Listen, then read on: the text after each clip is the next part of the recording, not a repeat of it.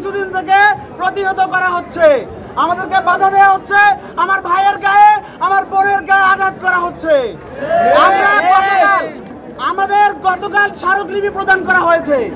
আমরা চেয়েছিলাম যেন জরুরি অধিবেশন ডাকা হয় এবং আমাদের যৌক্তিক দাবি নিয়ে সংসদে কথা বলা হয় এবং আমাদের যে দাবি আছে তার যৌক্তিকতা নিরূপণ করে পুরাকে সংস্কার করা হয়, কিন্তু তা না করে আজকে গতকাল এবং আজকে আমাদের ওপর, আমাদের ভাই বোনদের ওপর হামলা করা হয়েছে। আমরা তীব্র নিন্দা জানাই।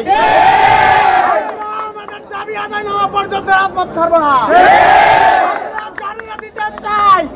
আমরা জানিয়ে দিতে চাই আর যদি কোনো ভাইয়ের উপর আর যদি কোনো বোনের উপর আঘাত আসে, বাংলাদেশের কোন স্টুডেন্ট ছেড়ে কথা বলবে না।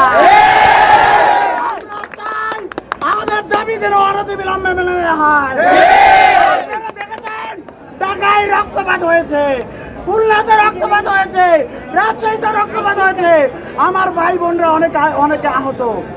আমরা সহিংসতা চাই না, আমরা আমাদের শান্তিপূর্ণ কর্মসূচি পালন করে যাচ্ছিলাম।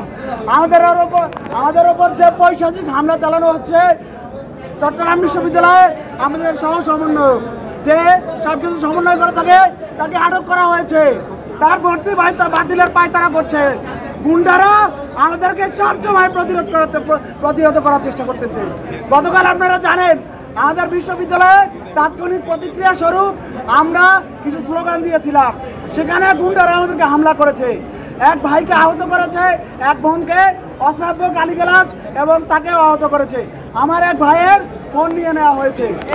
আপনারা আপনারা কেউ রাজপথ ছাড়বেন না, আমরা জবাব দিয়ে রাজপথ ছাড়বো। আমরা আমাদের দাবি আদায় করে রাজপথ ছাড়বো।